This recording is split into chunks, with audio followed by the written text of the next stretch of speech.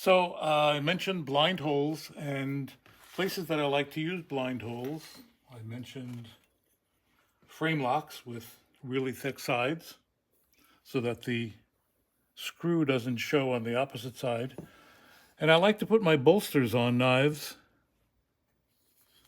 using blind holes because I don't like the screws to be showing. I really like just the smooth surface of the bolster without any breakup other than the pivot.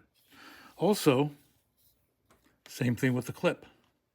And this is my own personal pocket knife here. And that's the kind of clip that I developed that has the hidden screws. They're all screwed in from the inside with blind holes. And one of the ways of doing blind holes, can you get this now? Take a look at that. I have the right angle there. Okay. Here's a little trick that I use. This is a full-size tap. And what I do is I'll grind off a good portion of the beginning of the tap, the front, and make a shortened tap. And I do that for a number of reasons. Number one, as a tap is used and it gets worn, the wearing occurs mostly at the front end because that's what's doing all the work. By the time the tap gets into the last half over here, most of the thread has already been cut into the hole. So there's very little wear that goes on back here.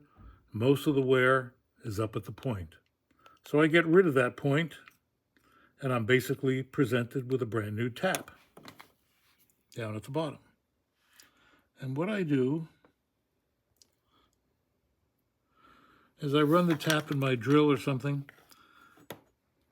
and I'll hold a whetstone or a ceramic sharpening stone against the first couple of threads, and that'll give it a little lead in. It'll just reduce the thread's diameter just a little bit to give it something to start, just a little bit to start with.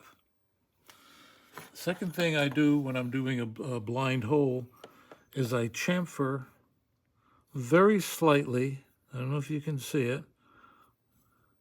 You see a shiny rim around that hole. And I chamfer